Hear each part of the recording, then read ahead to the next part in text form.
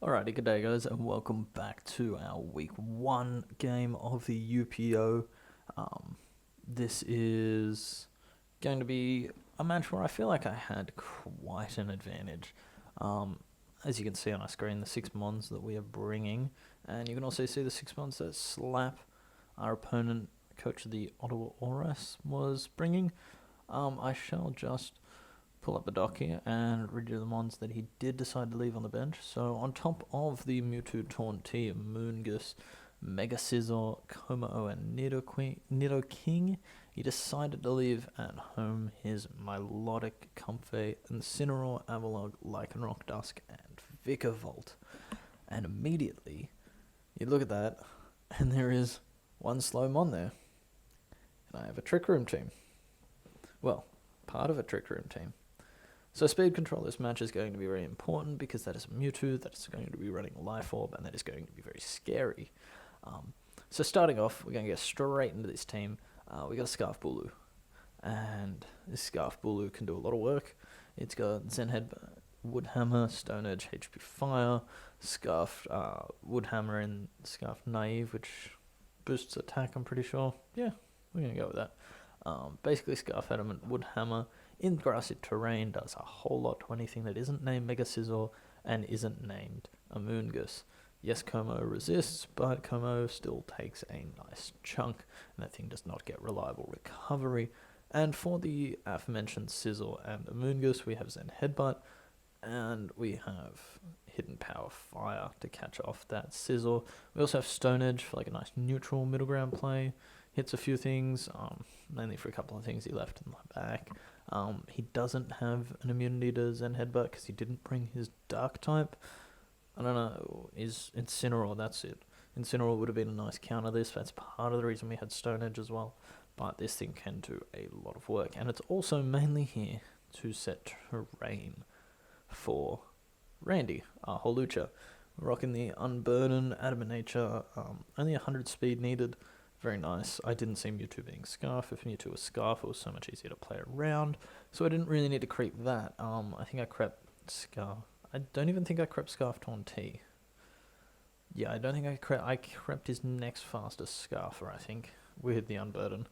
Which allowed me a lot of HP, max attack Adamant, Sword Stance, High Jump Kick, Acro, and Fire Punch. Fire Punch hit the mons that this kind of got walled by, but he didn't really. He pretty much can't really wall this. It was basically for a max defense Mega Scizor that could maybe take a hit and then bop us back, or dish out something into a Bullet Punch, which might take us down pretty low. Yeah, so moving on to the next mon, we have Copper Bottom. I love this. If you don't know what that reference is from, I suggest watching some more Pixar or Disney movies. I can't remember which one it is. Let's do that. Copper Bottom is rocking the Fairy MZ this week with Flare Cannon, Flash Cannon, HP Fire, Trick Room. Here, basically, Z Flare Cannon into HP Fire claims a KO under Trick Room. That gets us to +1, and then we can just sort of run rampant from there. Here, again, his Steel resists.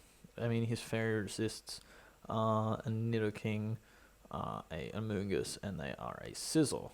Nido King still just drops, or almost drops from a Z Flare Cannon. And then HP Fire hits the other two really nicely as well. So moving on to our fourth member, we got a little thick, Loloak, rocking the Thick Club. Pretty standard set. We got an Adamant. I forgot to make this thing Brave, which could almost come back to bite me, which means Amoongus might outspeed under Trick Room, if he's thought of that. But we got Flare Blitz, Shadow Burn, Earthquake, and Thunder Punch, and that just claims. If I get this thing in under Trick Room, I claim a KO. So yeah, his Flare Blitz resists a Como, and Flare Blitz into Shadow Burn just drops. So yeah, that's basically the game plan, is get this thing in under Trick Room. Speaking of Trick Room, we got another setter here in Beyblade, Mega Slowbro. Relaxed nature, max HP, sort of mixed defenses. With Trick Room, Scald, Psychic, and Slack Off. I think this lets me live one Life Orb Shadow Ball from Mewtwo, set the Trick Room, and then like Scold or Psychic or Scold as I go down, and then go get a free switch into a Lolowak with 3 turns left. Or something like that. And then we got a really weird set here. We got a 4-speed modest Jolteon with max HP, max special attack. And I hate 252 spreads. But this was all the speed I needed for Quick Feet to work. Because as I said, Taunty and Mewtwo weren't going to be Scarfed this game. If they were, then, well, my creeping doesn't work. Oh well. But 4-speed is all I needed to outspeed his next fastest Scarfer once Quick Feet had popped. And that's ridiculous. And that means I can run Volt Switch HP, Ice Shadow Ball, and Wish. I can actually pass some kind of fat wishes off into things. Like the Bulu, like the Lolowak, like the Magearna. It's kind of an interesting set. We'll see if it works. But yeah, that's going to be the team builder. Tried to cut that one down a little bit this time. But let's get into the battle. And as you can see, I started the recording a little bit late, so we don't get to actually see the team lineup, but we're challenged by Slap as he leads with Nidoking, and I am going to lead with Beyblade. This is a great matchup for me. Unless he has like the Thunderbolt, which he's going to switch out, so he does not have the Thunderbolt. He goes into Bird Up as I stay in here and Mega Evolve. Apologies if I forget some plays, by the way. This was played a couple of weeks ago. Decided to play a little bit early to get some games out of the way. So I go for the Trick Room here. Just like straight up, because then I can hit something hard. And so that means that we get a hit off on this turn. I go for a Scald, predicting maybe something wanting to come in to take the Psychic, or just like not wanting to risk that. And that does about 35% and gets a burn, and he misses the Hurricane. And let's just make a tally. I'm actually going to make a tally on a piece of paper while I record this. So there's 1 missed Hurricane. And I'm like, okay, Beyblade switch out. Into Copper Bottom we go. Get this Magearna in nice and early as the Tornadus switches out. And in comes the Shrooms. So this thing could underspeed me in Trick Room. It does get Stomping Tantrum. It could be running HP Fire. I don't want to risk that, so I'm going to go into Bulu here, which seems like a very weird play, but he's never clicking Sludge Bomb in front of him again. And he clicks Spore. And that's why I went Bulu. And he decides to switch out, and what do I go for here? He goes into his killer, which is the Mute. No, he goes into the Scizor, and I double out expecting the switch, and I get a Lolowak in. And this was my game plan, but Twisted Dimensions return to normal. But this is still a freeze Flare Blitz. As he goes into Bird Up, and this pretty much... Oh, I decided to switch out. As I said, apologies if I forget any plays, but I go into Magearna, and it actually works out for me. As he goes into his Tornadus, he's back at full thanks to Regenerator. This is a free Trick Room for me. He goes for the U-turn. He can see that I stayed in. That does 2 damage to me. He's burnt. It is not very effective. He has no investment. He goes into Killer, the Scizor. And I click Trick Room here. And I'm like, okay, what does this Scizor exactly want to do to me? Because it doesn't get, like, Fire Punch. And doesn't get Stomping Tantrum or anything to hit me super effectively. But he stays in and Mega Evolves. And again, I'm, like, really puzzled by this. I mean, Mega Scizor is a threat. I hate facing this mod. And he goes for a Bullet Punch here. And that does, like... It does a decent chunk. Like, 50 damage. But I just popped the HP Fire. And that just drops Scizor.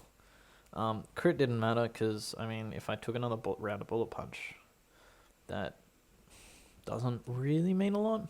I mean, I still get a nice chunk of it back from... Grassy Surge. So yeah, he goes into his Nidoking here, and I'm at +1. And this Nidoking, if this is Sash, then maybe you can live. But I just decide to pop my Z move. And out comes Fairium Z. The first time this season we're seeing Magearna pop the Z move, and Twinkle Tackle comes out. And we're just going to sit here and watch this play, because this is a really cool animation. Magearna just sort of runs up, circles him, and bops him into the next century. That Nidoking drops. And I decided to pop the Z there. Regular Flare Cannon might have killed. but I went with the Z just in case he was like an AV set. And I'm at +2 here, and he goes into shrooms. And I could click HP Fire, but I just decided, you know what, this thing's probably spit F. I'm going to pull the switch into Bulu. McGinn has already got 2 kills. Let's like play this slow. He's still got a Mewtwo. He goes for the Spore. Doesn't affect me. And then, predicting the Sludge Bomb, I switch out and go into Jolteon. This is the first time Jolteon hits the field. And he goes for a second Spore. Good play on his end, but that's the Mon that's asleep for the game. Jolteon isn't really needed. Like, yeah, it hits the Torn, but no. As I pull a switch out into a little thick here. The Alolawak. As he switches out of Shrooms and into Undertaker, which this thing is terrifying. A Shadow Ball destroys me from this range. And he actually doubles out into Lord Bash, which I also doubled out. I went into Minnow here because I could live 1 and I was Scarf. I then double out again, go back into Beyblade, which is my Como check. If this thing does want to Dragon Dance, as you can see here. I can't remember if Como was Z. I know Torn was Z. Can't remember. Even if it was, I remember EVing for it, because I remember checking it. He goes for the Dragon Claw here, and this is a +1 Dragon Claw, and that did 25%. I click Trick Room here. Ooh, that's lagging a little. That's not good. You know, one of these days I'm going to have a video without this. He just switches out. He goes into Bird Up. This is the one that can sort of take one from Slowbro. I go for the Psychic here. Going to do a little bit more than Scald did last time. No, not really. No. Probably got a high roll on Scald and a lower roll on this. But Burn is cancelling out his leftovers. Trick Room is up. And I just decided to click Psychic again because his resist to it is a Mewtwo. And Mewtwo doesn't want to take any extra damage. As he goes for Hurricane. And that's a second missed Hurricane. So this, I don't know what Slowbro's doing. It's slow as hell. But it's still managing to dodge all these Hurricanes. He switches out, not wanting to lose his Torn, and I'm pretty sure I click Scald here. Scald would have been the good play because it would have killed. Yes, I do click Scald. Well done, Blinn. You made a good play. And that does like 30% to the Mewtwo. He switches out again, so he goes into the Shrooms. I'm pretty sure I click Scald here again. Yeah, I click Scald, and it does 3. So I could Psychic this thing. I don't really want to risk this, especially with the Twisted Dimensions returning to normal. I already have a Monosleep, so I can just go straight into a Lolowak. Stomping Tantrum shouldn't do a lot. He goes for the Sludge Bomb. That does 0. And now this is a free Flare Blitz or a Shadow Bone. He goes into Lord Bash. I want to say I click Shadow Bone, but I think I click Flare Blitz. Just because I wanted this Amoonguss gone. Because it was the thing stopping McGinn coming in, clicking Trick Room and claiming KOs. But yeah, he switches out of Lord Bash again, as I'm pretty sure I doubled. I know this a lullaby. Actually, no, I predicted that switch. That's right, I remember now. And I go for the Shadow Bone. And that Tornadus was gone. And we were up 6-3 at this point. And looking in a very nice spot here. He goes into Undertaker. I do not want to risk the Shadow Ball at this point. So I switch out. I go into my Minotaur. I want to set the terrain because Lucha sweeps from here. And yeah, so we go. He goes for the Psy Strike. This is a cool animation. It's the only time we're going to see it this season because, of course, we only play Mewtwo once. And that does a lot. And he's indeed Life Orb. He clicks that move. The Grassy Surge is going to cancel out his Life Orb, though. But I predict his switch into the Amoonguss. And I decide to click Zen Headbutt. And Bulu is going to hit this thing very hard. The crit doesn't matter because it was 1.5 times. So it still would have been a 2-hit KO regardless. And he is in a bad spot now because this is a Scarf Bulu. I decided to switch out because I predicted a switch or a move that couldn't hurt Hawlucha too well. I raised defense with Grassy Seed. Sludge Bomb, interesting play. I guess he was just sacking this thing. I wanted to get in my Hawlucha because then that thing could outspeed and just drop the other ones. I decided to go for an Acrobatics here as it just picks up the Amoonguss. Oh, where's Amoonguss gone? Here. It's dropped. And now it's 6v2. He goes into the Mewtwo. I think an Acrobatics kills from here. I'm not sure. As I've been doing this whole match, I'm not playing games with this Mewtwo because this thing is very scary. It goes for the Psy Strike, and that is going to drop Hawlucha. But the crit does not matter there, not in the slightest. This is a Life Orb Mewtwo. And Undertaker goes down, which is phenomenal for us. That is one Mewtwo that I'm very glad to see the back of. Sadly, Hawlucha's gone, so we don't get the 6-0. But he only has the Como left. I've got the perfect check to it in this thing. And he just decides to run. So that'll be the end of it. He knew he couldn't win.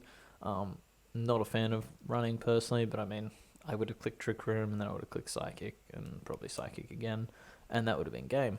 So yeah, we will take the Como off the layout. We do win that one 5-0. Phenomenal start to the season, puts us right at the top of the standings. And yeah, it was, I mean, if I really wanted to, I could probably have preserved a 6-0. I'm not quite sure how I would have done it. Maybe I have to go into McGinn. I hope I can live too, or pivot around.